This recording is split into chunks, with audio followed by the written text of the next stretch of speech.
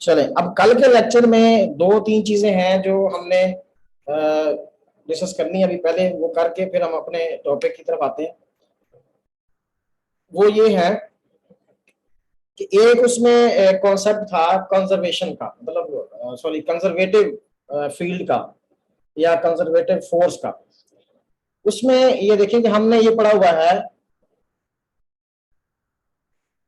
कि जो conservative field होता है उसमें work done is independent of the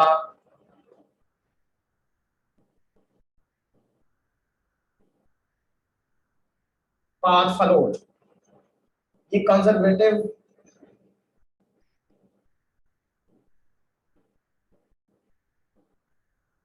field के लिए है। अगर फील्ड कंजर्वेटिव होगा तो जो वर्क डन जो है वो पाथ इंडिपेंडेंट होगा। पाथ पे डिपेंड नहीं करेगा, जस्ट इस पाथ पे डिपेंड करेगा को इनिशियल कहां से चला था और फाइनली कहां पे पहुंचा है।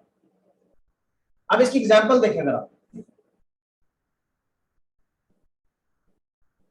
से एक बॉडी जो है वो इस पॉइंट ए से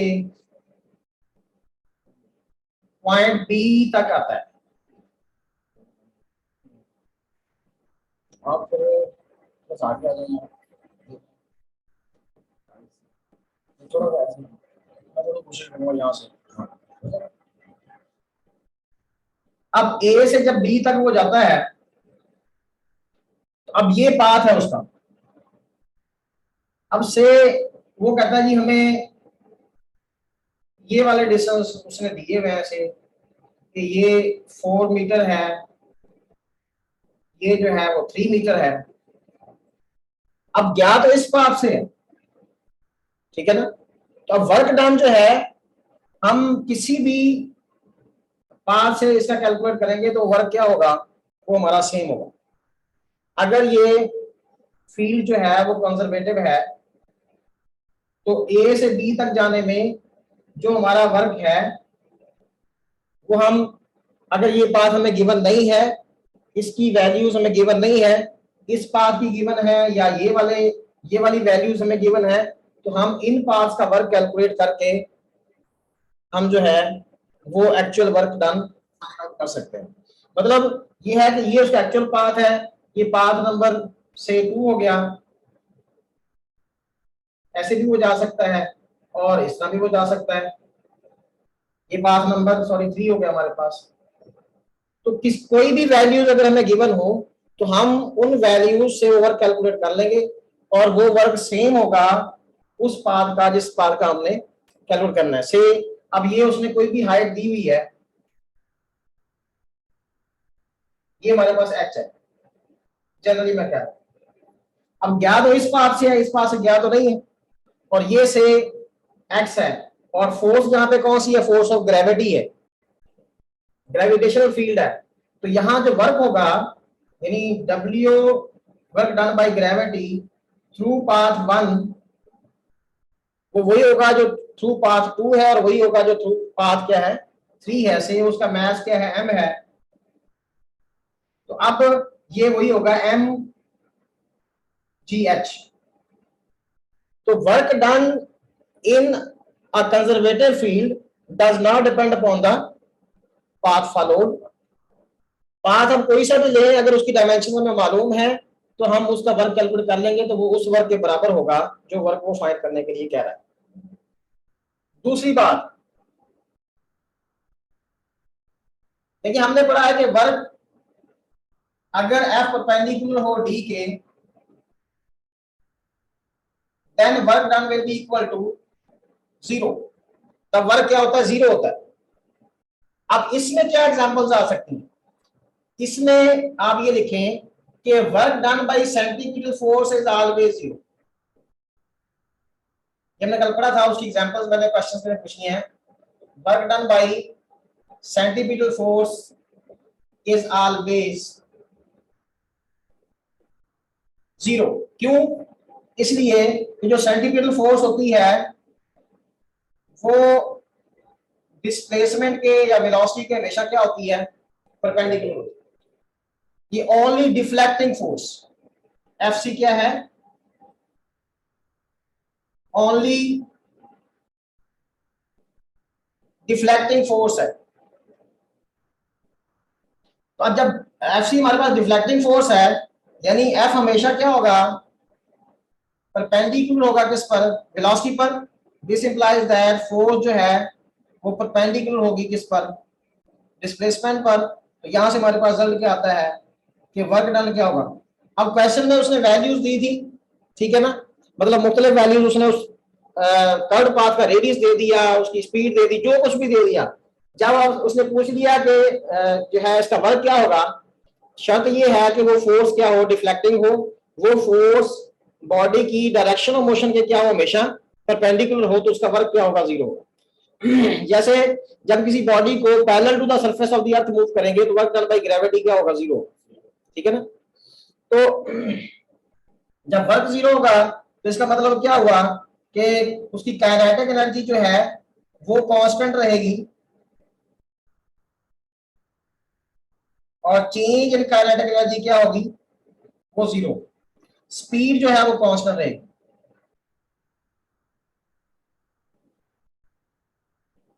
पावर डिलीवर नहीं होगी, एफ डॉट वी भी जीरो होगा।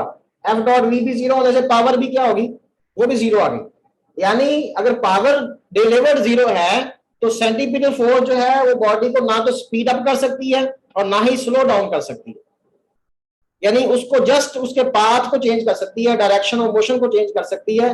लिहाजा सेंटीपिटल फोर्स है ओनली डिफ्लेक्टिंग फोर्स है। जस्ट लाइक दैट, जैसे हम सेकेंड में जाके पढ़ते हैं, F is equal to Q into V cross P। तो ये भी F क्या है, वेलोसिटी पर क्या है, परपेंडिकुलर है, तो इसलिए ये भी क्या है, ओनली डिफ्लेक्टिंग फोर्स है। यानी मैग्नेटिक फोर्स चार्ज को ना तो स्पीड अप कर सकती है ना ही स्लो डाउन कर सकती है, उसका पाथ को चेंज कर सकती है। या आम सेंस में हम वैसे कहते हैं कि magnetic force is not accelerating force, या centripetal force is not accelerating force. अब यहां एक्सेलरेटिंग होने का मकसद क्या होता है, एक्सेलरेशन नहीं होता, क्योंकि एक्सेलरेशन तो पैदा हो रहा है। यहां एक्सेलरेटिंग होने का मतलब क्या है कि ना तो वो स्पीड अप कर सकती है, ना उसको तेज कर सकती है, ना उसको स्लो डाउन कर सकती है, जस्ट उसके पाथ को चेंज कर सकती है।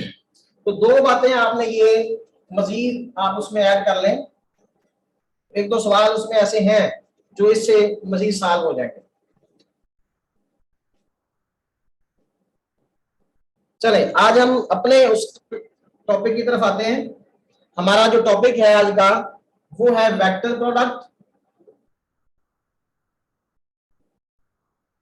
और उसके बाद हमारे पास क्या है, टॉर्क है, यानी इसकी एग्जांपल्स है। टॉर्क है, उसमें जहर अगर टॉर्क के बाद फिर इक्विलिब्रियम भी आ जाएगा,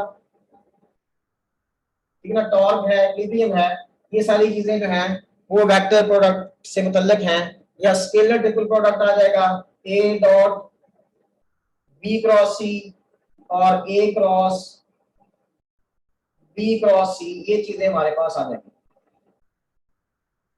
इसके अलावा आपके पास ये चीज भी आ जाएगी, F is equal to Q. Just हमने इनकी डायरेक्शंस को थोड़ा डिस्कस करना, बाकी इसके पैरामीटर तो इस टॉपिक में ही देखेंगे जब हम मैग्नेटिक फोर्स पढ़ेंगे।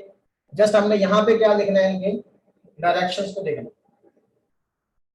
आर क्रॉस पी है, इसी तरह आपके पास है v is equal to omega cross R होता है, s is equal to theta cross R होता है, a इज इक्वल टू क्या होता है जी, अल्फा क्रॉस आर होता है। तो ये सारी चीजें हमारे इसमें आ जाती है। अब वेक्टर प्रोडक्ट क्या है, तो मैंने आपको बताया था कि जब हम a को मल्टीप्लाई कर रहे हैं b के साथ, अब b के दो कंपोनेंट है, b cos theta and b sin theta, यानी वेक्टर को हमने रिजॉल्व कर लिया।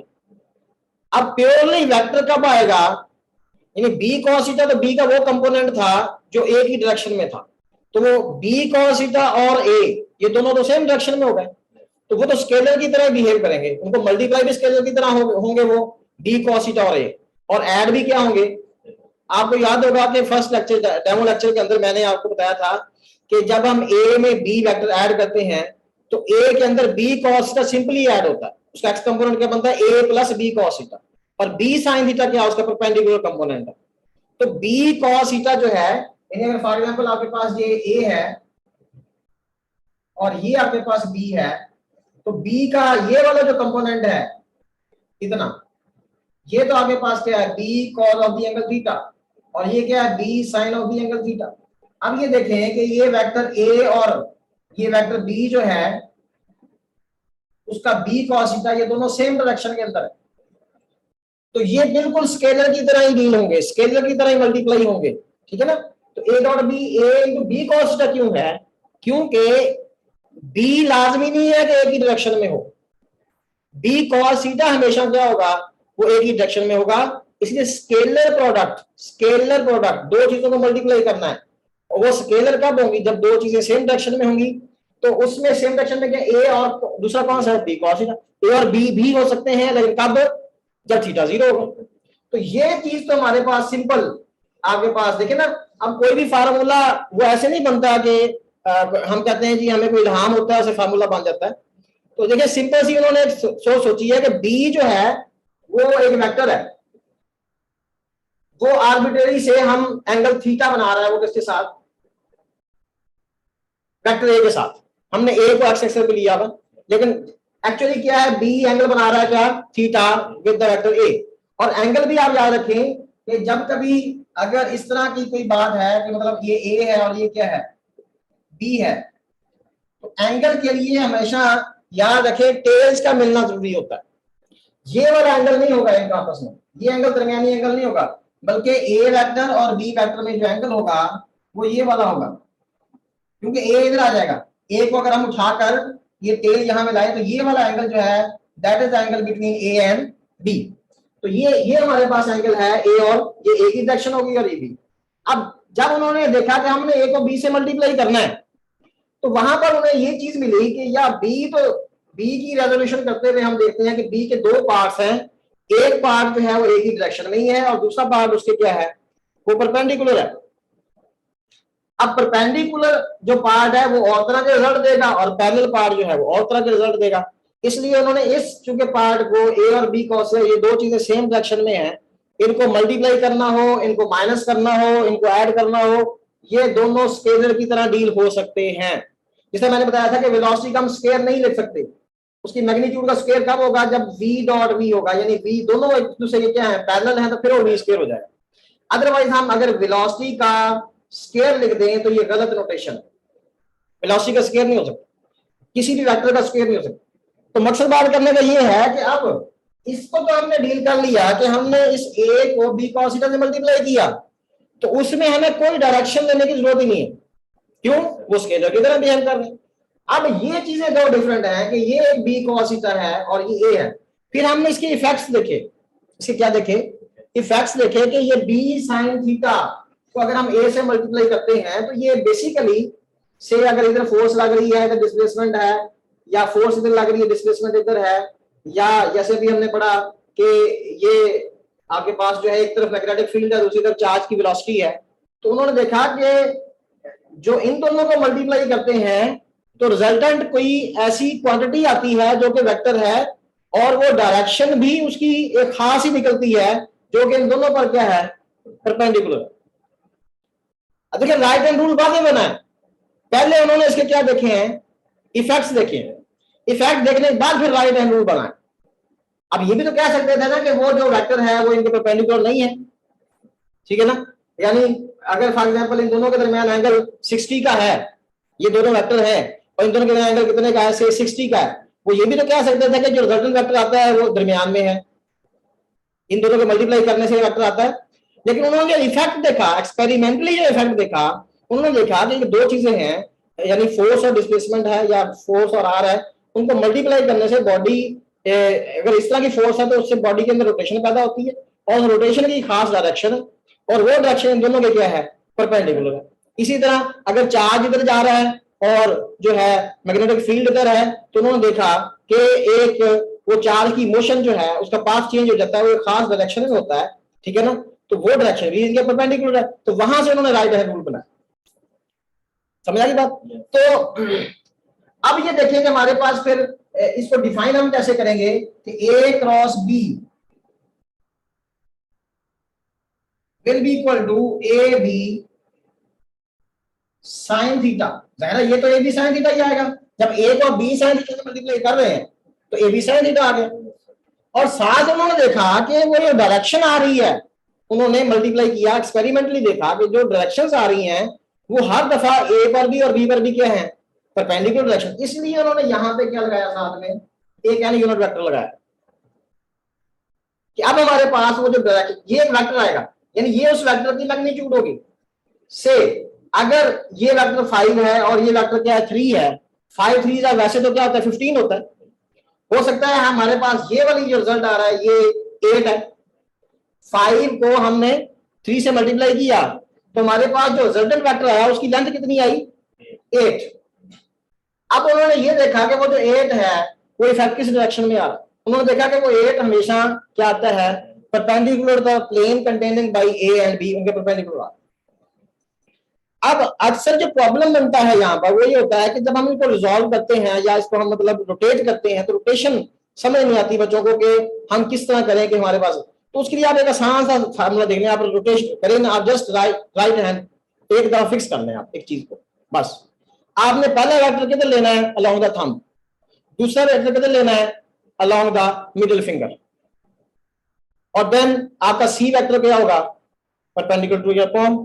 तो मतलब ये आपने एक इफेक्ट याद रखना, ए इधर है बी इधर है तो सी आपका इधर है, जिस तरह भी है। अगर ए इधर चला जाएगा बी इधर तो सी इधर हो जाएगा। हाँ मतलब ये है कि ये देखें अब 90 है ना, 90 के बाद ये 180 तक ये इसी मतलब सिचुएशन में 180 पे जाकर 0 हो जाता है। जब 180 से कम दोबारा एंगल बढ़ेगा तो फिर मिनिमम एंगल इधर आ जाएगा, मिनिमम एंगल इधर आ जाएगा, फिर आपको ये इधर करना पड़ेगा।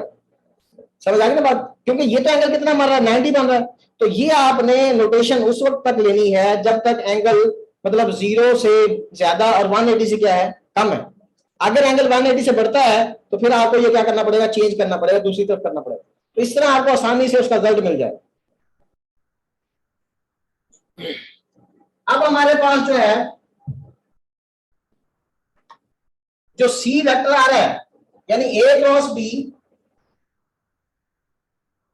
हमारे पास क्या आ रहा है सी वेक्टर, और सी की जो मैग्नीट्यूड है वो क्या है, वो है ए B sine theta.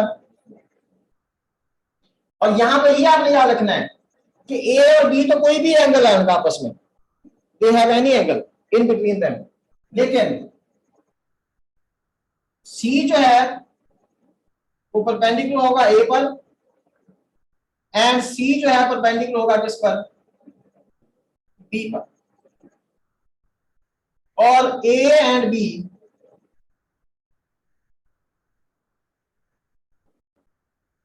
have any angle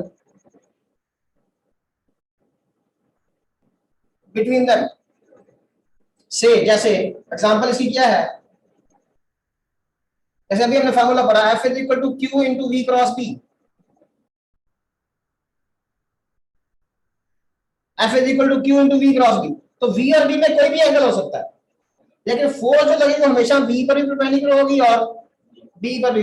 we and B have any angle, लेकिन एफ जो है वो हमेशा क्या होगा, that will be perpendicular to the velocity, and F जो है वो परपेंडिकुलर होगा किसके ऊपर, मैग्नेटिक फील्ड के ऊपर।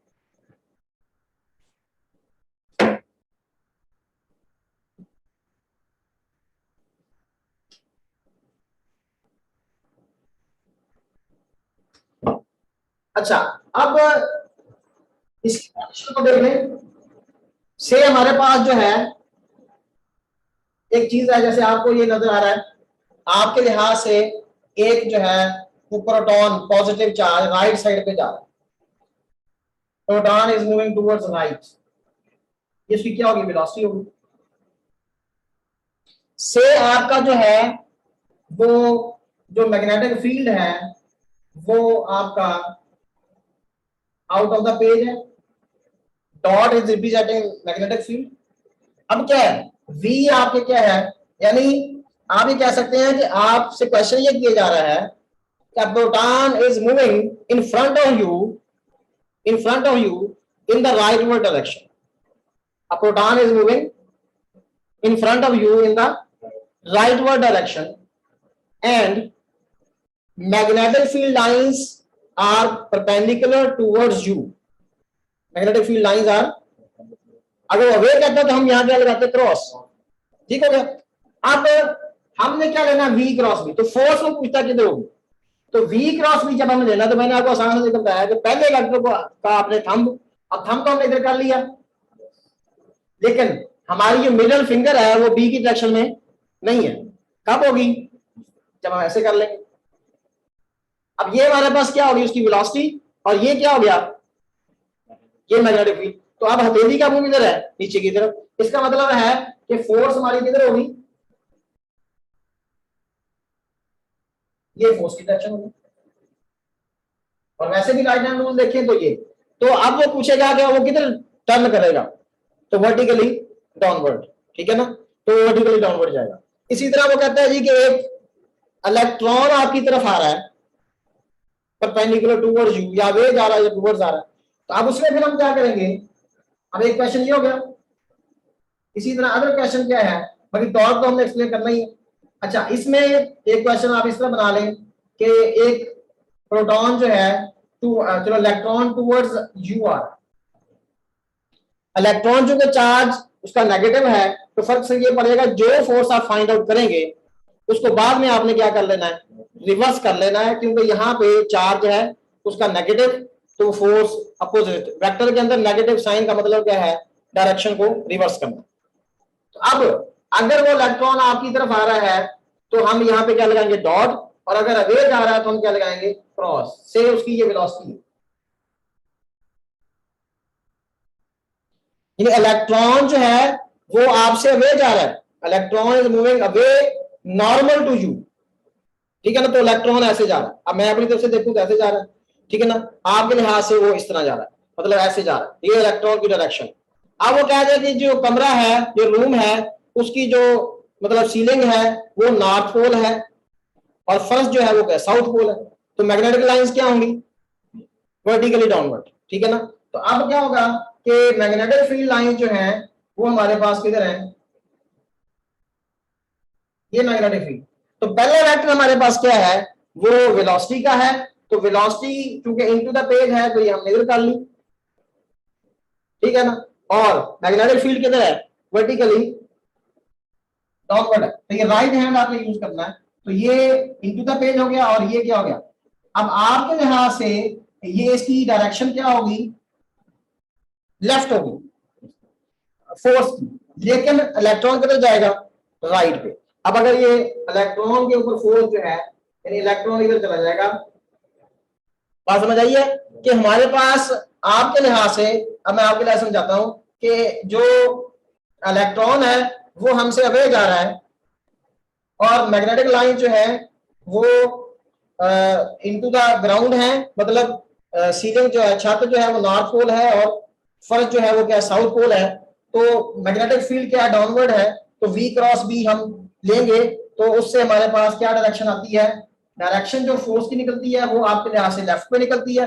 अब अगर तो ये प्रोटॉन होता या कोई अल्फा पार्टिकल होता, पॉजिटिव चार्ज होता, तो ये लेफ्ट पे ही जाता. अब चूंकि ये इलेक्ट्रॉन है, नेगेटिवली चार्ज पार्टिकल है, तो ये राइट पे जाएगा. अच्छा, इसी तरह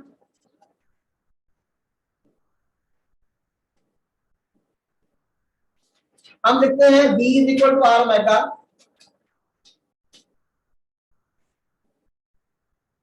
लेकिन जब हम वेक्टर नोटेशन में लिखेंगे तो हम लिखेंगे V is equal to omega cross R. तो अक्सर बच्चे ये पूछते हैं कि ये ओमेगा क्रॉस आर कैसे बन गया, हालांकि वहां तो हमने आर ओमेगा लिखा है. तो ये भी वेक्टर नोटेशन है, यानी क्योंकि A cross B is not equal to B cross A, तो इसमें हमने खास ख्याल रखना है कि हमारे पास जो है वो कौन सा वेक्टर पहले आएगा. इसमें कम्यूटेटिव प्रॉपर्टी नहीं है, हमें ऑर्डर का खास ख्याल रखना है. तो अब यहाँ पे क्या आएगा, अब देखिए ओमेगा क्रॉस आर. अब अगर हम कहते हैं ये हमारे पास एक रोटेशन है आपके लिहाज से, से ये रोटेशन जो है वो काउंटर क्लॉकवाइज है, एंटी क्लॉकवाइज है। तो एंटी क्लॉकवाइज अगर होगी से ये उसका क्या आ गया, हमारे पास रेडियस आ गया। ठीक है, अब ओमेगा क्या होगा, एंटी क्लॉकवाइज में ओमेगा आपका क्या है, आउट ऑफ द पेज है, ऐसे ये ओमेगा है। तो ओमेगा अगर मैं बनाऊं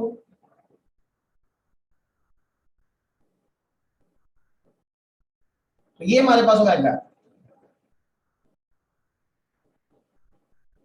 ये ओमेगा की डायरेक्शन होगी और ये आर की होगी। अब ये देखिए ओमेगा क्रॉस आर लें तो आप ये देखेंगे क्या उसकी वेलोसिटी आती है या नहीं आती। वेलोसिटी की डायरेक्शन इस पॉइंट पर ये, यानी वो पार्टिकल आपका यहां पर है, omega along the axis of rotation है, और v क्या अलोंग द टेंजेंट है, लीनियर वेलोसिटी। r क्या है, रेडियल डायरेक्शन है, from centre towards the circumference. अब ये देखें कि ओमेगा क्रॉस आर v बनता है या r क्रॉस ओमेगा जो है वो v बनता है। तो ये भी वेक्टर रोटेशन से हमने यहाँ डायरेक्शन से पता चलेगा कि ओमेगा हमारा किधर है, out of the page. Omega cross R, अब ये देखिए ओमेगा इधर है और आर इधर है। अब मेरी हथेली किधर है, ये v की डायरेक्शन में है या नहीं है। yes. तो ये देखिए ओमेगा क्रॉस आर क्या आ रहा है, v आ रहा है। और अगर हम r क्रॉस ओमेगा लेते हैं तो r हमारे पास इधर है, r इस तरफ है और ओमेगा इस तरफ है। वो किधर आता है, डाउनवर्ड, तो v की डायरेक्शन नहीं बनती। ठीक है ना, तो इसलिए v is equal to omega cross r, s is equal to theta cross r, इसी तरह a is equal to alpha cross r। मतलब ये भी आपके उस क्रॉस प्रोडक्ट की एग्जांपल्स है। तो ये तो डायरेक्शंस मैंने थोड़ी सी क्लियर की है। मजीद जब मैं इसे क्वेश्चंस आपको दूंगा तो उसमें आपने सोचना है कि हमने किस तरह। अब दोबारा फिर थोड़ी सी बात सुन लें कि अगर दो वेक्टर आपके पास, उनका एंगल दोनों का 180 से कम है, ठीक है ना, यानी यहां तक भी है 180 से कम का मतलब ये है कि अब ये स्मॉलर एंगल होगा और ये क्या होगा, ये ज्यादा एंगल होगा, बड़ा एंगल होगा। तो आसान तरीका यह है कि आप किसी एक वेक्टर की डायरेक्शन में आप वो कर लेंगे, बशर्ते कि आपका जो वेक्टर है वो ये ना हो कि आप इधर कर लें ऐसे, तो वेक्टर तो उधर है। यानी आपने क्या करना है कि आपका जो थंब है वो तो किसी एक वेक्टर की तरफ हो और जो मिडिल फिंगर है वो या तो उनके दरमियान में कहीं हो, उन दोनों के, ठीक है ना, तो या फिर बिल्कुल उसकी डायरेक्शन में हो अगर वो दोनों परपेंडिकुलर होंगे।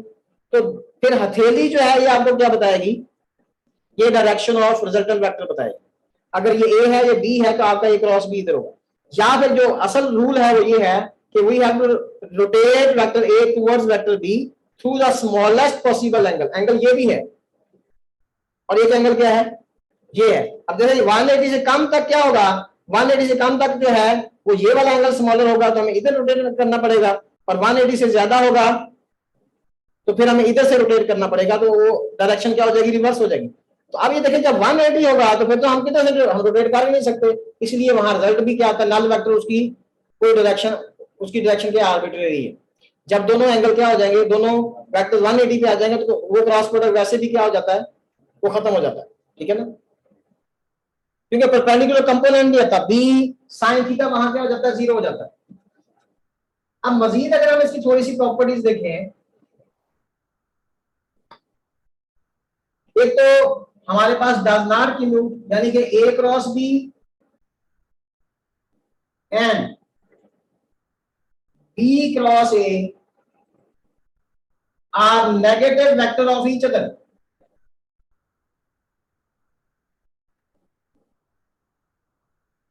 ये एक दूसरे के क्या है, नेगेटिव वेक्टर है। नेगेटिव वेक्टर किसको हम कहते हैं, नेगेटिव वेक्टर हम कहते हैं ऐसा वेक्टर जिसकी डायरेक्शन अपोजिट तो मैग्नीट्यूड वही हो। तो इसका मतलब ये है कि अगर हम इन दोनों को ऐड करें, ए दोनों एक दूसरे के नेगेटिव वेक्टर हैं, तो ए क्रॉस बी में अगर हम ऐड कर दें किसको, बी क्रॉस ए को, तो हमारे पास क्या आता है, नल वेक्टर आता है। क्योंकि दोनों वेक्टर एक दूसरे के नेगेटिव वेक्टर है, लिहाजा इन दोनों को ऐड करने से हमारे पास रिजल्ट क्या आएगा, नल वेक्टर आता है। अच्छा, इसी तरह यानी कि आप नल वेक्टर की एग्जांपल में भी ये बात लिख सकते हैं। नल वेक्टर जब हम पढ़ते हैं हम कहते हैं एक वेक्टर को उसके नेगेटिव में ऐड किया जाए तो जवाब क्या आता है, नल वेक्टर आता है। तो अब ए क्रॉस बी को जब बी क्रॉस ए में ऐड करेंगे तो हमारे पास क्या आएगा, नल वेक्टर आएगा।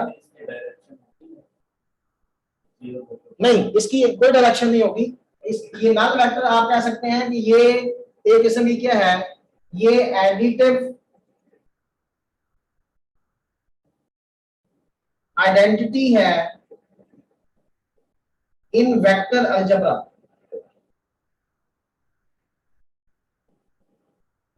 देखिए, हर हर अलजेब्रा की अपनी एडिटिव आइडेंटिटी होगी, हर एक की अपनी एक मल्टीप्लिकेटिव आइडेंटिटी होगी। जैसे जीरो है, जीरो आपकी जो है स्केलर अलजेब्रा की एडिटिव आइडेंटिटी है, और वन उसकी क्या है, मल्टीप्लिकेटिव आइडेंटिटी है। और हर नंबर का अपना एक मल्टीप्लिकेटिव इनवर्स है और उसका अपना ही एक एडिटिव इनवर्स है। और एडिटिव इनवर्स भी यूनिक है, यानी 5 का अगर एडिटिव इनवर्स -5 है तो इसके अलावा कोई और नहीं हो सकता। प्रॉपर्टी वही काबिल कबूल होती है जो क्या हो, जिसमें यूनिकनेस हो। वेक्टर को हम एक प्लेन वेक्टर को सिर्फ 2 कंपोनेंट में क्यों रिजॉल्व कर सकते हैं, 3-4 में क्यों नहीं कर सकते? हालांकि 3-4 वेक्टर्स भी ऐसे होंगे जिनको ऐड करने से वो बनेगा, लेकिन उनमें यूनिकनेस नहीं आएगी। मतलब ये वेक्टर मैंने बनाना है, तो अगर इस वेक्टर को बनाने के लिए मैं एक कंपोनेंट इधर लेता हूँ, एक होंगे। अगर मैं 3 वेक्टर्स भी ले लूं, एक इधर ले रहा हूँ, 1 2 और 3, फिर भी ये बनेगा। एक इधर ले रहा हूँ, 1 2 3 4 ले लो, 5 बना सकता हूँ इसको। वो सारे से क्या होंगे, कंपोनेंट होंगे, लेकिन उनमें यूनिकनेस नहीं है। मतलब 3 हमने इसके 3 अगर बनाने हैं कंपोनेंट, एक वेक्टर ये हो गया, एक दूसरा ये हो गया, तीसरा ये हो गया, इसमें बन सकते हैं। एक इधर है, एक इधर है, ऐसे बन सकते हैं।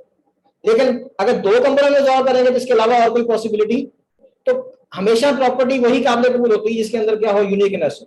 तो इसलिए वेक्टर बेसिकली रेजोल्यूशन क्या है, वेक्टर डिवीजन है। वेक्टर्स की एडिशन भी है, वेक्टर्स की सब्ट्रैक्शन भी है, वेक्टर्स की मल्टीप्लिकेशन भी है, और वेक्टर्स की डिवीजन भी है। वेक्टर की डिवीजन उसके अपने हिसाब से है कि वो हम जस्ट क्या कर सकते हैं, अगर प्लेन वेक्टर है उसको हम 2 कंपोनेंट में रिजॉल्व कर सकते हैं, डिवाइड कर सकते हैं। और अगर स्पेस वेक्टर है तो हम उसको 3 कंपोनेंट्स में 3D को कर सकते हैं। अच्छा, एक तो आपने ये याद रखना है कि एडिटिव आइडेंटिटी है ये किसकी, वेक्टर अलजेब्रा की। अच्छा, अगली बात ये है कि अगर 2 वेक्टर, यानी इसी से हमारे पास निकल आता है कि चूंकि रिजल्ट हमारे पास क्या होता है, परपेंडिकुलर होता है। अगर हम हमारे पास 2 वेक्टर्स हैं कि ए डॉट सी भी 0 है और ए डॉट या बी डॉट सी से ले लें कि बी डॉट सी भी क्या है, 0 है। ए डॉट बी 0 है और बी डॉट, ऐसे करना, ए डॉट बी भी 0 है और बी डॉट सी भी क्या है, 0 है। इसका मतलब क्या हुआ कि बी ए पर भी परपेंडिकुलर है और बी, तो then B will be, B किधर होगा, बी विल अलोंग, या बी विल कोलिनियर विद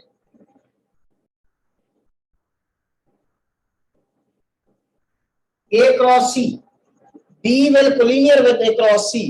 यानी कि बी जो है ए क्रॉस सी की लाइन में होगा, या तो उसके पैरेलल होगा या उसके एंटी पैरेलल, एंटी पैरेलल भी हो सकता है और पैरेलल। अगर ए डॉट बी भी 0 है, बी डॉट सी भी, अब कॉमन वेक्टर कौन सा है, बी है, तो बी जो है वो ए क्रॉस सी के की लाइन में होगा, उसकी लाइन में एग्जिस्ट करेगा। बाकी ये चीज मैंने आपको कल ही करवा दी थी कि से आपके पास ए क्रॉस बी की जो मैग्नीट्यूड है वो क्या है, वो है ए बी साइन थीटा। लेकिन जो आपकी बाकी प्रॉपर्टीज है कि आई क्रॉस के जे क्या होता है, के क्रॉस आई क्या होता है, वो तो अंडरस्टूड है कि वो आप लोग कर लेंगे, छोटी चीजें, ठीक हो गया। तो अब ये इसमें फिर वही बात आ जाती है कि अगर इसकी मैग्नीट्यूड लें तो ये क्या आ गया हमारे पास, ए बी साइन थीटा आ गया। तो ये ए बी क्या है, बेसिकली ये मैक्सिमम रिजल्ट है, ये क्रॉस प्रोडक्ट यानी किसी भी 2 वेक्टर्स का, ये आपका क्या है, ये अगर ए क्रॉस बी है, ठीक है ना, ये उसका क्या है, मैक्सिमम है। यानी कि अगर से हमारे पास ये मैग्नेटिक फोर्स है, तो मैग्नेटिक फोर्स जो होगी वो मैग्नेटिक फोर्स की वैल्यू यहाँ पे क्या होगी, मैक्सिमम, और यहाँ क्या होगा, टार्क इसकी एग्जांपल है, तो टॉर्क जो होगी वो टार्क मैक्सिमम इनटू क्या होगा, साइन थीटा होगा, ठीक है ना। और इसी तरह v जो है, वेलोसिटी जो है, और उसकी मैग्नीट्यूड जो v equal to omega cross r, तो वो क्या होगी, v मैक्सिमम होगी इनटू क्या होगा, sine of the angle theta, और ये थीटा किसके दरमियान होगा, ओमेगा एंड r के दरमियान। तो यानी ये रिजल्ट हमारे हर एग्जाम्पल के ऊपर शूट करेंगे कि ये हमारे पास वो क्वांटिटी है और ये उसकी क्या है, मैक्सिमम वैल्यू है, और थीटा उसी तरह का, थीटा 30 है तो 50%, ठीक है ना। थीटा साइन थीटा में कॉस थीटा मैंने बताया था कि अगर थीटा कितना है 30 डिग्री है तो साइन थीटा जो है वो कितना आता है 0.5 यानी 50%। इसी तरह थीटा हमारे पास कितना है 45 डिग्री है तो साइन थीटा जो है वो 0.707 यानी 70%, और थीटा जो है वो 60 डिग्री है तो साइन थीटा क्या होगा हमारे पास 0.866 यानी 86%, और थीटा 90 हो जाएगा तो ये साइन थीटा ये आपके पास 100% आ जाएगा, और 0 पर जाहिर है ये 0% होता है। तो यानी उससे थोड़ा सा डिफरेंट है कि कॉस जो है 86% होता है तो साइन जो है वो 86% होगा। कॉस जो है वो 60 पर जाके क्या होता है वो 50% होता है, और ये किस पे होगा 30 पर 50% होगा। 45 पे दोनों क्या होंगे इक्वल होंगे।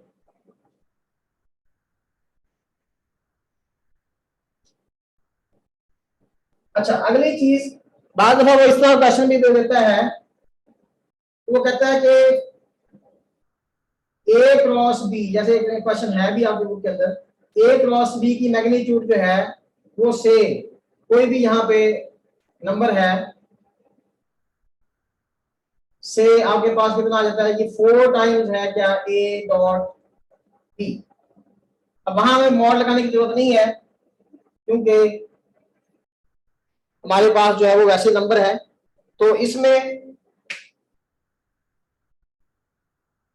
अगर वो कहता है थीटा फाइंड आउट करें तो किस एंगल पर क्रॉस प्रोडक्ट की magnitude 4 times the dot product होगी उन दो वेक्टर्स का, तो वो आप वो एंगल फाइंड आउट करें तो थीटा क्या होगा, आपने वो टेन इनवर्स ले लेना है, टेन इनवर्स 4 ले लेना है, तो ये क्या आ जाएगा हमारे पास, यानी हमारे पास एक फार्मूला बन गया कि अगर ए क्रॉस बी, क्योंकि ये मैंने किस तरह दिया है कि यहाँ पे क्या आएगा ए बी साइन थीटा, यहाँ पे क्या आएगा ए बी कॉस थीटा, तो ए बी तो ए बी से कैंसिल होगा, साइन और कॉस टैन आ गया। अब ए क्रॉस बी जनरल फार्मूला हमारे पास ही आया कि अगर ए क्रॉस बी वो कहता है N times A dot B है, a cross b is equal to n times the a dot b, then theta is equal to tan inverse n, और इसी तरह अगर a dot b जो है तो n times the a cross b magnitude है, tan theta is equal to tan inverse 1/n। तो ये दो फार्मूले आपने याद रखने हैं कि अगर a cross b n times a dot b है तो एंगल उन दोनों में क्या होगा tan इनवर्स n, और अगर a dot b n times a cross b है तो उनमें एंगल क्या होगा 1/n।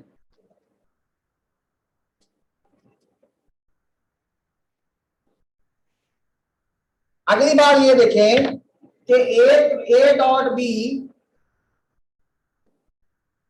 बराबर था किसके b डॉट a के, उसकी रीजन क्या थी, because cos of the angle minus theta is equal to cos theta, क्योंकि कॉस जो है माइनस को अब्जॉर्ब कर लेता है, एंड a क्रॉस b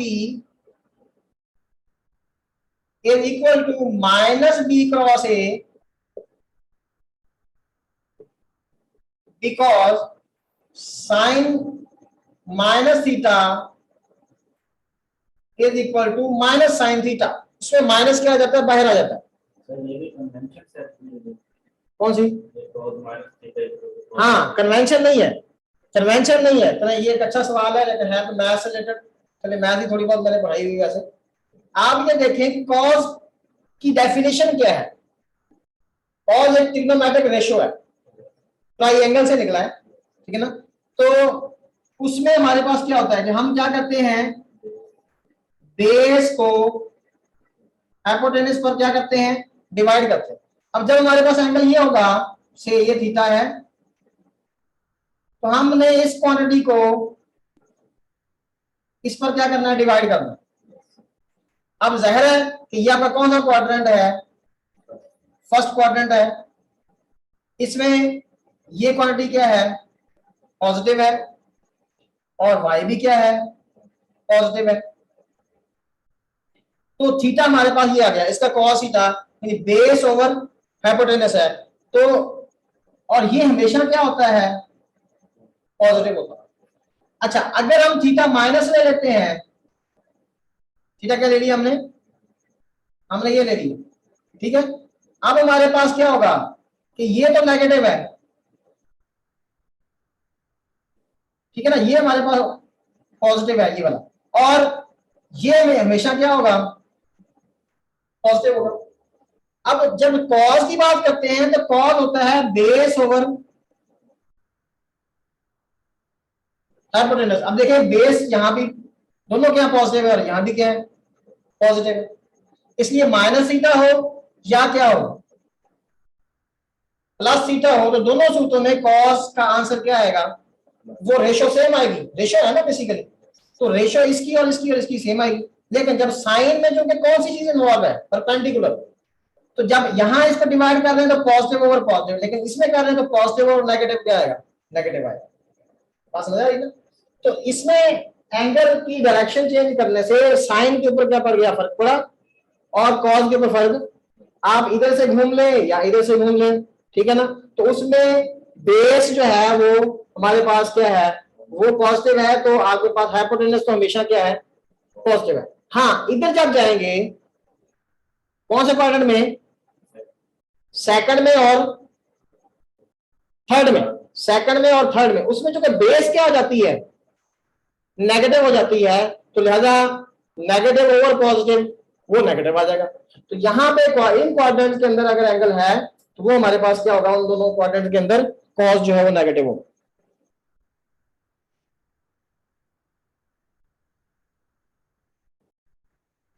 अब हमारे पास एक ट्राइंगल है, या एबीसी प्रॉपर्टी है,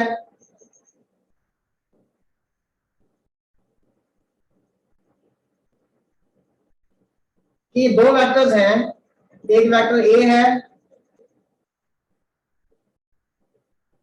और ये वेक्टर क्या है, बी है। अब इन दोनों वेक्टर्स, ये दोनों वेक्टर मिलके क्या बना रहे हैं, आपके पास एक पैरेललोग्राम बना रहे हैं। तो एरिया ऑफ द पैरेललोग्राम क्या होगा, ये हमारे पास क्या होगा, ए क्रॉस बी, ये क्या होगी, मैग्नीट्यूड होगी। ए क्रॉस बी की मैग्नीट्यूड ले लेंगे तो हमारे पास एरिया ऑफ द पैरेललोग्राम। हाँ, अगर हम इसको क्या करते हैं, हाफ कर दें, हाफ करेंगे तो क्या बन गई, हमारे पास एक ट्राइंगल बन गई, हाफ करने से क्या बन गई, तो एरिया ऑफ द ट्राइंगल वो हमारे पास क्या होगा, half of the A cross B होगा।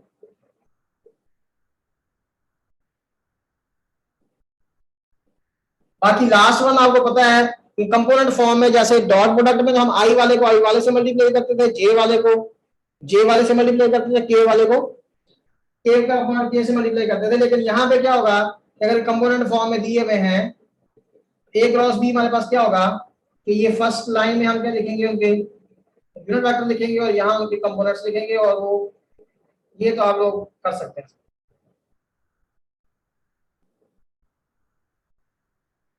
अच्छा, अब एक चीज और मेरे ध्यान में आ गई कि जब आप डिस्प्लेसमेंट फाइंड आउट करते हैं,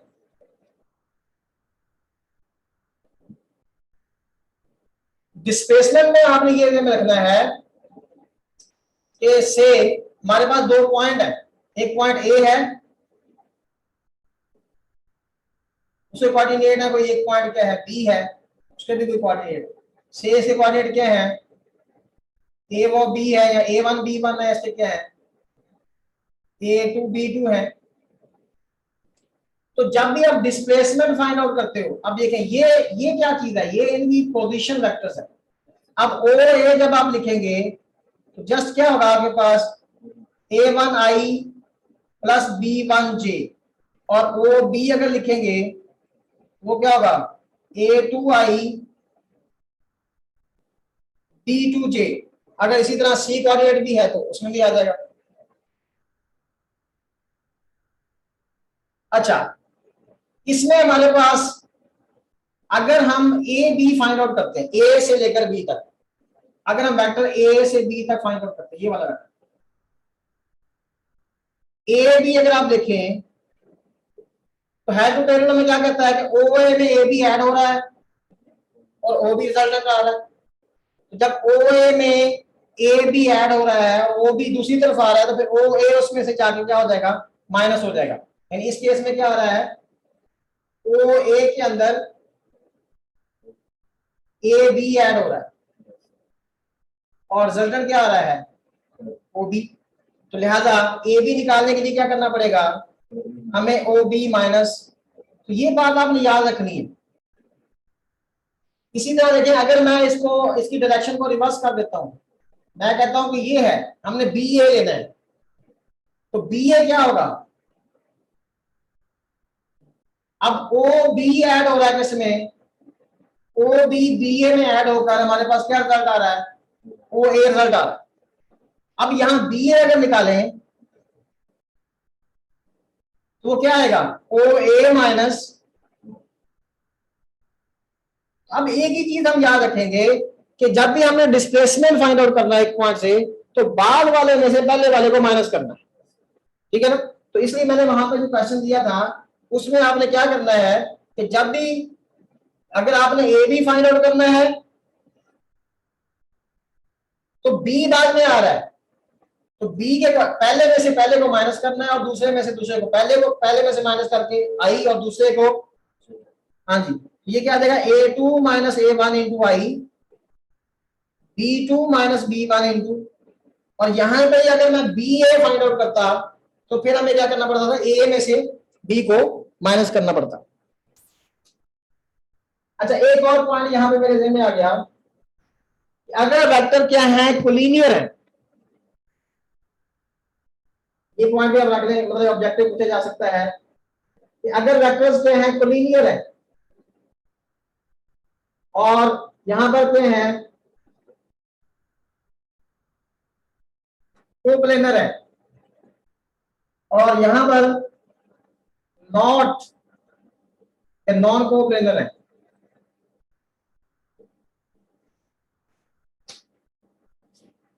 कोलिनियर वेक्टर्स के अंदर मिनिमम कितने वेक्टर आपको रिजल्टेंट 0 देंगे, ये ऑब्जेक्टिव में अक्सर पूछा जाता है, तो आप क्या क्या आंसर देंगे, 2। यानी अगर कोलिनियर वेक्टर्स कब हमें 0 रिजल्टेंट देंगे, कब एक दूसरे को क्या करेंगे, वैनिश करेंगे, जब एटलीस्ट मिनिमम कितने होने चाहिए, वो उनकी वैल्यू कितनी होनी चाहिए, 2। इसी तरह कोप्लेनर भी आपने याद रखना है, इसको आप बनाकर भी देख सकते हैं। कोप्लेनर के 3 वेक्टर्स अगर मिनिमम होंगे, कोप्लेनर में अगर आपके पास 2 वेक्टर्स हैं,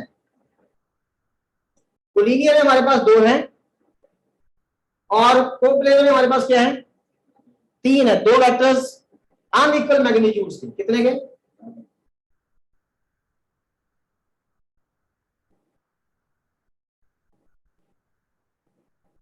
और इनका इनका मैग्नीट्यूड इक्वल होना चाहिए, क्या होना चाहिए, फिर ये सम 0 देंगे। और अनइक्वल मैग्नीट्यूड के यहां पे कितने होने चाहिए, 4 होने चाहिए। अगर मैग्नीट्यूड्स क्या है, अनइक्वल है, याद रखें, और कह दे जी कि minimum number of vectors having minimum number of coplanar vectors having unequal magnitudes add up to give 0 resultant, तो कितने होंगे, 3। Minimum number of non coplanar vectors having unequal magnitudes to give 0 resultant, तो 4। और कोलिनियर में जरूरी है उनका 2 vectors का इक्वल होना। अगर इक्वल मैग्नीट्यूड के लिए क्या आएगा, 2 होने चाहिए और अनइक्वल के लिए क्या होना चाहिए, 3 होने चाहिए।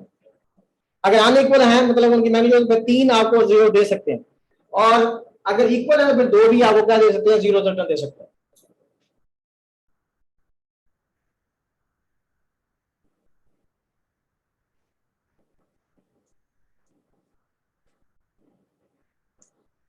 अच्छा, अब थोड़ा सा हम आते हैं टॉर्क की तरफ।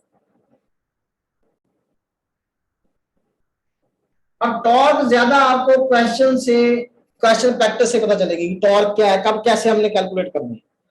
देखिए टॉर्क की जो डेफिनेशन है, डेफिनेशन ऑफ द टॉर्क वो ये है, याद रखें, torque is equal to L into F, जैसे उसमें दिया हो। एल क्या चीज है?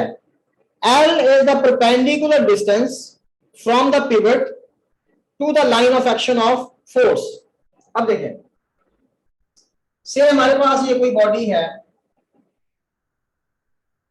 ये इस पॉइंट के इर्द क्या कर सकती है, रोटेट कर सकती है, जबकि मैंने यहां पर एक फोर्स अप्लाई की।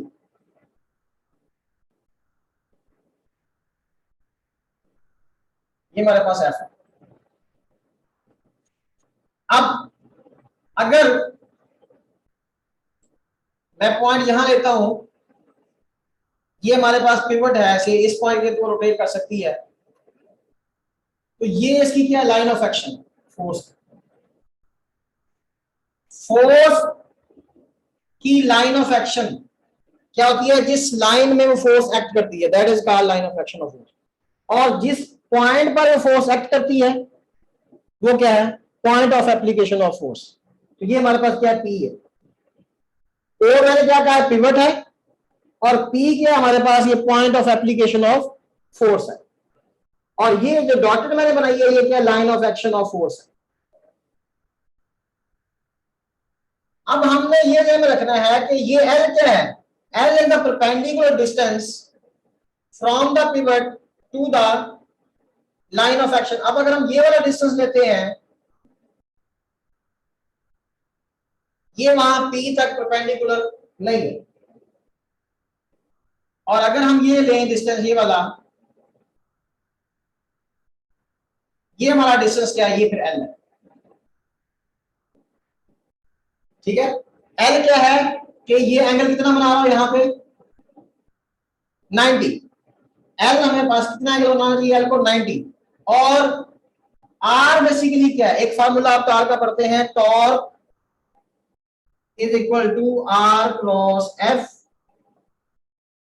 या इसकी मैग्नीट्यूड क्या लिखते हैं? R F sine theta. Torque is equal to R F sine theta.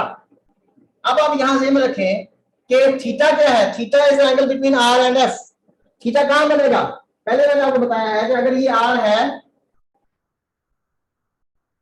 तो एंगल हमेशा बनाने के लिए हमें क्या मिलानी पड़ती है? टेल्स। अब टेल बनाने के लिए हमें आर को यहां तक लेके जाना है। आर हमारा ये है, इस डायरेक्शन में आप, तो एंगल आपका ये बनेगा। जब ये थीटा बनेगा तो फिर ये भी थीटा होगा, और थीटा के सामने क्या होता है? परपेंडिकुलर। तो यहां से हमारे पास क्या जाता है? यहां पे हमारे पास एल जो है वो आर, ये वाला डिस्टेंस क्या हो गया? आर कॉस थीटा, और ये वाला क्या हो गया? R sine theta. तो एल इज इक्वल टू क्या आता है? R sine theta. अभी देखिए कि टॉर्क हमारे पास क्या है? बेसिकली या तो एल एफ है, या क्या है फिर ये R sine theta into F है। देखिए शर्त ये है कि ये थीटा, ये आर, और आर क्या है? R is the vector from the pivot to the point of application of force. L is the perpendicular distance from the pivot to the line of action of force. तो L हमारे पास किसके बराबर होता है? अगर थीटा 90 हो जाए, अगर थीटा हमारा क्या हो गया? 90 हो गया, से ये पिवट है और आपकी फोर्स यहां लग रही है। अब क्या हो गया? अब यही आपके पास देखिए आर है, और यही क्या एल है, वो यहां लग रही है। तो ये आपका आर भी है और ये आपका एल भी है। क्यों? क्योंकि थीटा यहां कितना है, और साइन 90 क्या होगा? इस केस में हमारे पास एल इज इक्वल टू क्या आ जाएगा? आर आ जाएगा। बाकी वही क्या, अगर clock anti clock wise charge है तो पॉजिटिव लेंगे, क्लॉक वाइज चार्ज है तो वो क्या लेंगे हम? वो नेगेटिव लेंगे। टॉर्क को कैलकुलेट करने के लिए हमारे पास दो फार्मूले हैं। अगर तो फोर्स परपेंडिकुलर है मोमेंट आर्म के, फोर्स परपेंडिकुलर है उस डिस्टेंस के जो लाइन ऑफ एक्शन पर आ रहा है फ्रॉम द पिवट, तो हमने जस्ट परपेंडिकुलर डिस्टेंस को फोर्स से क्या कर देना, मल्टीप्लाई कर देना।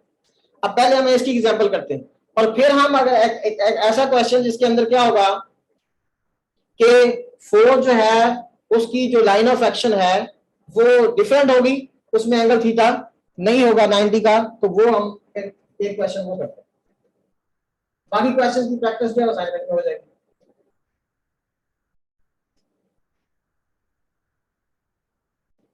बाकी देखिए इक्विलिब्रियम में क्या है, sum of all forces is equal to zero, sum of torque is equal to zero.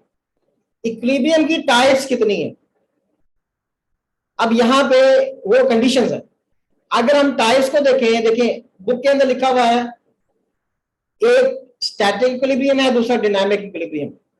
Static equilibrium rest हो गया और डायनामिक इक्विलिब्रियम अगर बॉडी की मोशन यूनिफॉर्म है, यूनिफॉर्म वेलोसिटी और डायनामिक इक्विलिब्रियम। जो रोटेशनल और ट्रांसलेशनल है, ये मैं बच्चों को ये बताता हूं कि ये इक्विलिब्रियम की टाइप्स नहीं है, ये इक्विलिब्रियम के पार्ट्स हैं। ट्रांसलेशनल इक्विलिब्रियम अगर कंफर्म है कि ट्रांसलेशनल है और ये पता नहीं है कि रोटेशनल है, या यानी फैन हमने ऑन किया तो फैन की स्पीड क्या हो रही है, इंक्रीज हो रही है, तो वो ट्रांसलेशन तो फैन एक ही जगह पे है, ट्रांसलेशनल इक्विलिब्रियम तो है, लेकिन रोटेशनल नहीं है, तो वो कंप्लीट इक्विलिब्रियम नहीं होगा। इसी तरह बार दफा ये क्या होगा कि रोटेशनल तो होगा, लेकिन यानी एक बॉल नीचे आ रही है, ये बात मेरी याद रखें, ये लिख लीजिएगा कि बॉल घूमती हुई नीचे आ रही है, उसकी स्पीड बढ़ रही है, कौन सी, एंगुलर स्पीड, लेकिन वो जो फॉल कर रही है वो कांस्टेंट वेलोसिटी से कर रही है।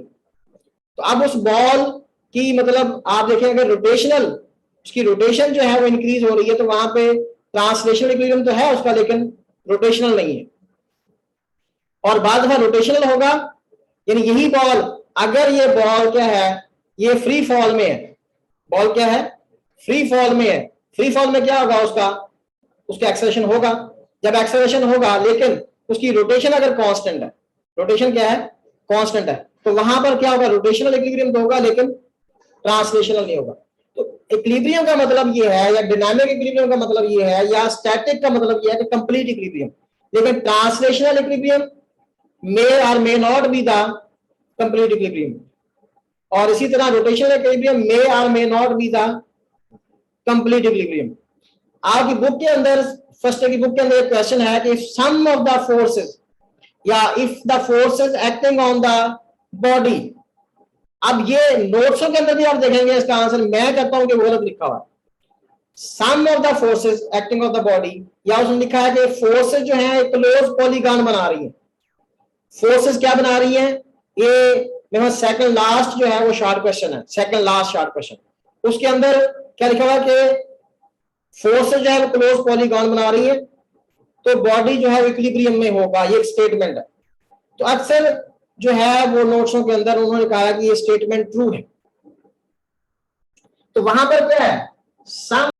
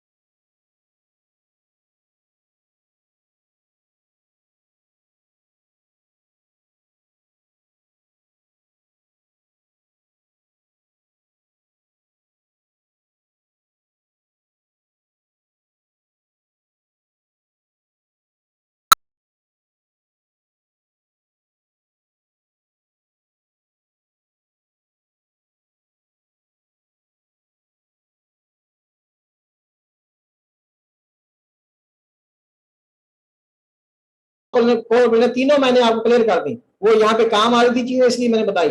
अब अगर वो कोलिनियर है तो वो दो फोर्सेस जो होंगी इनका सम जीरो हो और वो कोलिनियर हो, दो फोर्सेस हैं, ठीक है, मतलब समेशन एफ क्या है, जीरो है, और फोर्सेस क्या हैं, कोलिनियर है। ये पहला पॉइंट है। फोर्सेस का सम क्या है, जीरो है, और फोर्सेस क्या है, कोलिनियर है। तो मैंने आपको क्या बताया था कि वो दो फोर्सेस अगर कोलिनियर है तो फिर अगर सम ऑफ फोर्स जीरो है तो सम ऑफ टॉर्क भी जीरो होगा, तो फिर आप कह सकते हैं कि ये इक्विलिब्रियम है।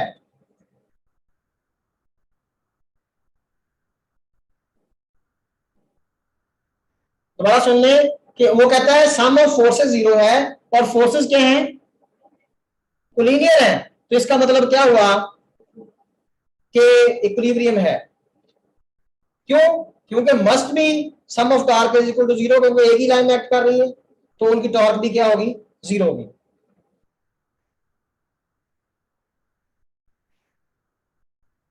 अब अगर वो कहता है सम ऑफ फोर्सेस जीरो है और फोर्सेस मतलब समेशन एफ, उसने कहा दूसरे नंबर पे कि उसने कहा कि सम ऑफ फोर्सेस क्या है, जीरो है, और फोर्सेस क्या है, कोप्लेनर है, जैसे वहां दिया हुआ फोर्सेस क्या है, कोप्लेनर है। अब कोप्लेनर फोर्सेस जरूरी नहीं है कि वो कोलिनियर हो। अब उसने कहा भी है कि वो क्लोज पॉलीगॉन बना रही है, पॉलीगॉन का मतलब ये है कि वो दो फोर्सेस से क्या है, ज्यादा है। अब हो सकता है वो ट्राइंगल बना रही हूँ, हो सकता है वो क्वाड्रिलेटरल बना रही हूँ, हो सकता है वो आगे हेक्सागोन पेंटागोन बना रही हूँ। तो अब अगर इस केस में क्या होगा, से अब वो फोर्स इस तरह है, अगर ऐसे है, अब इस केस में may or may not be in equilibrium.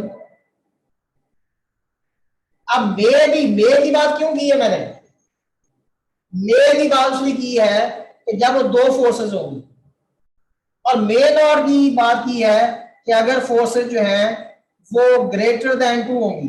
अब ग्रेटर देन टू का मतलब क्या है कि अगर वो तीन है तो उसके लिए जरूरी है कि वो पॉलीगॉन बनाएगी, और जैसे ही पॉलीगॉन बनाएंगी तो सम ऑफ फोर्स जीरो है, सम ऑफ टॉर्क जीरो नहीं होगा। दो होगी तो फिर क्या होगा कि फिर वो कोलिनियर होंगी, वो कोलिनियर भी होंगी और क्या होंगी, कोलिनियर भी होंगी, तो फिर वो इक्विलिब्रियम हो सकता है। लेकिन मेल और यानी उसने कहा है कि कोप्लेनर फोर्सेस हैं और वो क्लोज पॉलीगॉन बना रही है, तो हमारा कौन सा केस बनता है, फिर नॉट वाला बनता है, मे वाला बनता ही नहीं है वहां पर, क्योंकि उसके लिए उनका कोलिनियर होना जरूरी है। और कोलिनियर फोर्सेस जो है वो पॉलीगॉन नहीं बनाती होती, कोलिनियर फोर्सेस पॉलीगॉन नहीं बनाएंगी, पॉलीगॉन उसी वक्त फोर्सेस बनाएंगी जब फोर्सेस दो से ज्यादा हो और वो कोलिनियर ना हो, एक ही लाइन में लाई ना कर ले।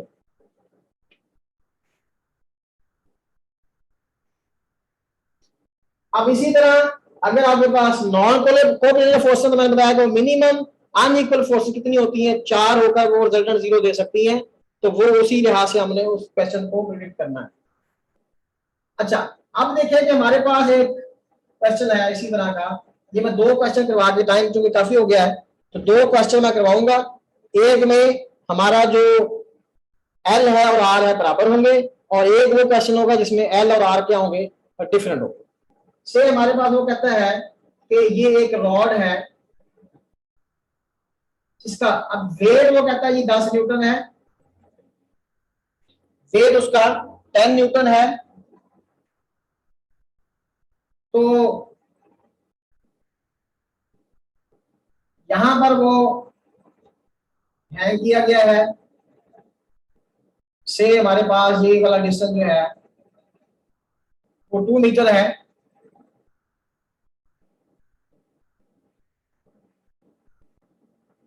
और यहां पर कोई स्कोर्ड है। अब वो कहता है कि ये जो स्कोर्ड है यहाँ पे से, ये वो कहता है फाइंड आउट करो। अब जब इस तरह का केस आएगा तो फिर ये हमारे पास जो है, ये वाला केस जो है कौन सा होगा, इसमें हमारे पास एल और आर क्या होंगे, इक्वल होंगे। यहाँ पे कोई एंगल नहीं बन रहा, यानी या तो फोर्स एक ही, या तो वर्टिकल है या क्या है, हॉरिजॉन्टल है। अगर कोई फोर्स यहाँ लग भी रही हो तो हॉरिजॉन्टल होगी और उसका भी टॉर्क को हम फाइंड कर सकते हैं। लेकिन अब टेंशन फॉर एग्जाम्पल उसने दे दिया कोई, फॉर एग्जाम्पल 30 न्यूटन है या चलो 5 न्यूटन है,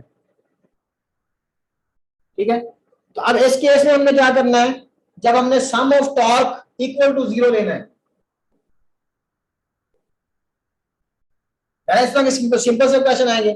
हमने सबसे पहला काम ये करना है कि पिवट बनाना है। क्या बनाना है, पिवट बनाना है। अब पिवट अगर वो हमें टेंशन नहीं देता, अगर हमें टेंशन नहीं देता और कहता आर फाइंड आउट करो, तो हमारे पास दो अननोन है, तो फिर हम क्या करेंगे, हम पिवट वहां बनाएंगे जो हमें नहीं चाहिए।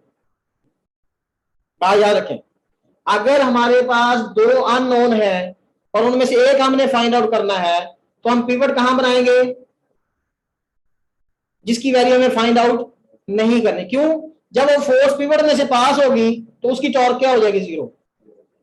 उसकी टॉर्क क्या हो जाएगी, 0। तो फिर अननोन हमारा जल्दी फाइंड आउट हो जाएगा। अदरवाइज हमें दो इक्वेशंस बनानी पड़ेगी। देखिए ना, अक्सर बच्चे क्या करते हैं, पिवट दरमियान में ले लेते हैं, पिवट कहते हैं सेंटर ऑफ ग्रेविटी पे ले लेते हैं। तो उससे क्या होगा, उससे आपको क्या करना पड़ेगा, सम ऑफ फोर्सेस अलग अप्लाई करना पड़ेगा। सम ऑफ, यानी क्वेश्चन दो तरीकों से हो सकता है। एक तो सिर्फ सम ऑफ टॉर्क अप्लाई करके भी हम इस क्वेश्चन को सॉल्व कर सकते हैं, और दूसरा नंबर मैंने क्या बताया कि आप ये दोनों इक्वेशन यूज करके भी इसका सॉल्यूशन कर सकते हैं। तो आसान सॉल्यूशन कौन सा होगा, फिर हमारे पास टाइम कम होगा। हमने कौन सा क्वेश्चन दोबारा सुने कि अगर नंबर ऑफ फोर्सेस एक से ज्यादा हैं जो कि अननोन है, और हमें एक फोर्स चाहिए और एक नहीं चाहिए, तो हमने टॉर्क कहां रखना है, जो हमें नहीं चाहिए, अपना पिवट वहां रखना है जहां पे हमें जो फोर्स हमें रिक्वायर्ड नहीं है। क्यों, अगर हम पिवट यहां लेते हैं, से हमारे पास ये कोई पॉइंट है, ये है ए है, ये क्या है बी है, और ये क्या है, ये सी है। जब हम torque sum of torque apply करेंगे, तो अब यहां पर आप एक चीज याद रखें कि आपके लिए आज बता रहा हूं कि अगर पिवट आपका कहीं दरमियान में है, फोर्सेस दो हैं, जब कुछ फोर्सेस उसके राइट पे हैं, कुछ फोर्सेस क्या उसके लेफ्ट पे हैं। आप ये देखें कि अगर पिवट दरमियान में है तो जो राइट में फोर्सेस होंगी, आपके लिहाज से यही राइट बनता है, तो राइट के लिहाज से जो अपवर्ड फोर्स होगी उसका टॉर्क पॉजिटिव और डाउनवर्ड होगी उसका नेगेटिव। पिवट के राइट पे जो फोर्स होगी अपवर्ड का पॉजिटिव, क्योंकि अपवर्ड क्या करेगी, उसको एंटी क्लॉकवाइज रोटेट करेगी। डाउनवर्ड क्या करेगी, आपने देखना आपका पिवट कहां है, पिवट के राइट, राइट किसे कहते हैं, सीधा दाएं हाथ, सीधा हाथ, ठीक है ना, राइट पे। अब राइट पे क्या होता है, हम क्या करते हैं, अपवर्ड को पॉजिटिव लेते हैं, डाउनवर्ड को। एक ये चीज याद रखें कि जो फोर्सेस पिवट के राइट पे हैं, जो फोर्सेस पिवट के राइट पे हैं, अगर वो अपवर्ड है तो टॉर्क पॉजिटिव, अगर डाउनवर्ड है तो टॉर्क नेगेटिव। जो फोर्सेस पिवट के लेफ्ट पे हैं, जो फोर्सेस पिवट के लेफ्ट पे हैं, वो अपवर्ड फोर्स का टॉर्क क्या होगा, नेगेटिव, और डाउनवर्ड फोर्स का टॉर्क क्या होगा, पॉजिटिव। अब एक तरीका नहीं होता है कि आप सम ऑफ टॉर्क इक्वल टू क्या लिखें, 0, और एक है पॉजिटिव टॉर्क को नेगेटिव टॉर्क के बराबर रख दें, वो बहुत जल्दी आंसर आ जाता है, ठीक है, फौरी तौर पे आंसर निकल सकता है। तो ये टेक्निक आपने बनानी है। देखें, आपने कोशिश करनी है कि हम एक ही फार्मूला लगाएं। पहली टेक्निक, आप कोशिश करें कि आपका एक ही फार्मूले से सॉल्यूशन हो, दो फार्मूले अप्लाई ना करने पड़े। उसके लिए आपने क्या करना है, पिवट उस पॉइंट पर लेना है जिस पर गुजरने वाली फोर्सेस चाहे 2 है 3 है, वो हमें नहीं चाहिए। हो सकता है वहां 2 भी लग रही हो, कोई और एज भी वहां पे हो, ठीक है ना। और दूसरे नंबर पर आपने क्या करना है कि आपने बजाय से सारी टॉर्क को सम करके बराबर 0 पे रखें, आपने क्लॉकवाइज एक तरफ ले लेनी है, एंटी क्लॉकवाइज एक तरफ, यानी पॉजिटिव एक तरफ और नेगेटिव एक तरफ। अब ये देखें, अगर सम ऑफ टार्क में मैं क्लॉकवाइज और एंटी क्लॉक के बराबर रखता हूं तो पिवट मैंने कहां लिया है, आपने सबसे पहले पिवट सोचना है। तो पिवट मैंने कहां लिया, पिवट मैंने ए पे लिया। क्यों? क्योंकि टी में नहीं चाहिए। अब जब मैंने पिवट ए पर लिया तो हमारे पास सिर्फ दो फोर्स बच गई, आर बच गया और ये डब्ल्यू बच गया। अब अगर आर डब्ल्यू बच गए, दोनों क्या है, पिवट के लेफ्ट पे राइट पे, लेफ्ट पे। तो लेफ्ट में अपवर्ड का टॉर्क क्या होगा, नेगेटिव, और डाउनवर्ड का टॉर्क क्या होगा। तो आपने सिंपल क्या करना है, नेगेटिव टॉर्क एक तरफ और पॉजिटिव टॉर्क एक तरफ, या आप सम करके लिखना चाहते हैं तो देखिए नेगेटिव पॉजिटिव उस वक्त आएगा जब आप सम इक्वल टू 0 लिखेंगे। एक तरीका तो इसका ये है, एक मेथड और ये दूसरा मेथड। एक मेथड हमारे पास क्या है कि हम क्या करें कि अपवर्ड टॉर्क, ये इसका टॉर्क क्या होगा, फोर्स कितनी आर है, अगर ये से वो कह दे कि ये हमारे पास 1 मीटर है और इसका डिस्टेंस कितना है, 1 है, और चूंकि ये क्या है, अपवर्ड है और पिवट से क्या है, लेफ्ट पे है, लिहाजा इसका टॉर्क हमने क्या लेना है, माइनस। और दूसरा हमने क्या लेना है, ये हमारे पास 10 है और इसका सॉरी इसका डिस्टेंस जो पिवट से कितना बनता है, ये हमारा 3 बनता है। पिवट से इसका डिस्टेंस कितना है, 2 + 1 3 है, और इस फोर्स का कितना है, 2 = 0। तो यहाँ पे 3r = क्या आ जाएगा, 20, और r हमारे पास क्या आ गया, 20/3 यानी 6.67 आ गया। ठीक है। और एक मैंने आसान तरीका बताया कि आप जब पिवट ले लेते हैं तो पिवट की, अगर पिवट एक्सट्रीम राइट पे है या एक्सट्रीम लेफ्ट पे है, एक्सट्रीम राइट पे है या एक्सट्रीम, फिर तो आप अपवर्ड टॉर्क को डाउनवर्ड फोर्सेस के टॉर्क के बराबर रखें। अगर पिवट दरमियान में है तो फिर आपको ख्याल रखना पड़ेगा, पिवट अगर दरमियान में है तो राइट पे अपवर्ड टॉर्क का पॉजिटिव होगा टॉर्क, और उनकी जो लेफ्ट पे फोर्सेस हैं डाउनवर्ड वालों का क्या होगा, टॉर्क पॉजिटिव होगा, अपवर्ड वालों का नेगेटिव होगा। अब यहां पर सिंपल हमारे पास ये है कि हमने क्या करना है कि पिवट से इसका डिस्टेंस कितना है, ये 3 है आर का, तो क्या आ गया 3r, और इसका कितना है 2 है, तो 10 × 2, तो हमारे पास डायरेक्ट आंसर क्या आ गया, 20/3, 20/3 डायरेक्ट हमारे पास आंसर आ गया। हाँ जी, नहीं, जब हम क्लॉकवाइज एंटी क्लॉक, मैंने बोल दिया ना, माइनस प्लस उसमें लिखेंगे जब हम सम 0 के बराबर रख रहे हैं सम को, और जब हम क्लॉकवाइज को एंटी क्लॉकवाइज के बराबर रख रहे हैं तो हम माइनस प्लस नहीं लिखेंगे, जस्ट हम जो सारे क्लॉकवाइज एक तरफ लिख लेंगे और एंटी क्लॉकवाइज दूसरी तरफ लिख लेंगे। अब लगे कि हमारे पास अगर इस तरह की सिचुएशन है कि से हमारे पास ये टेबल है और इस तरह इस टेबल के साथ कोई रॉड है, ठीक है ना, ये से इसके ऊपर एक फोर्स लग रही है, ये नॉर्मल रिएक्शन S, और यहां इसका नॉर्मल रिएक्शन क्या R, ये हमारे पास टेबल है। अब इसका वेट है से 20 न्यूटन, ठीक हो गया। अब वो हमें कहता है कि इस केस में शेष की लेंथ भी कितनी है, 4 है, 2 इधर है और 2 इधर है। वो कहते हैं फाइंड एस फाइंड आउट करो। तो अब हमने पिवट कहां लेना है, पिवट हमने लेना है आर पर। पिवट कहां लेंगे हम, आर पर लेंगे। एस हमने फाइंड आउट करना है। यहां पे वो कोई एंगल हमें बता देता है से कि ये वाला एंगल जो है वो 30 डिग्री। अब ये देखें कि ये जो फोर्स है ये हमारे पास पिवट है, ये एंगल 30 है या ये एंगल 30 उसने हमें दे दिया। अब हमें आर और एफ में आर और एल में डिफरेंस करना है। देखिए ये हमारे पास अगर पिवट है यहाँ ए पर, पिवट हमने कहा लिया है एट पॉइंट ए। अब आर का टॉर्क तो क्या हो गया, हमारे पास 0 हो गया। जब आर का टॉर्क हमारे पास 0 हो गया, हमारे पास दो फोर्सेस बची, कौन सी, 20 न्यूटन और कौन सी बच गई एस। अब आप देखें कि ये जो ए से एस पर जो डिस्टेंस है, ए से एस तक जो डिस्टेंस है वो तो परपेंडिकुलर है, लेकिन ये वाला जो डिस्टेंस है ए से इस पर, किस पर, 20 न्यूटन पर, वो 2 मीटर परपेंडिकुलर नहीं। अब हमें क्या चाहिए कि ये एल चाहिए, यानी दो फोर्सेस हैं, एक हमारे पास है एस है और दूसरी क्या है, डब्ल्यू है।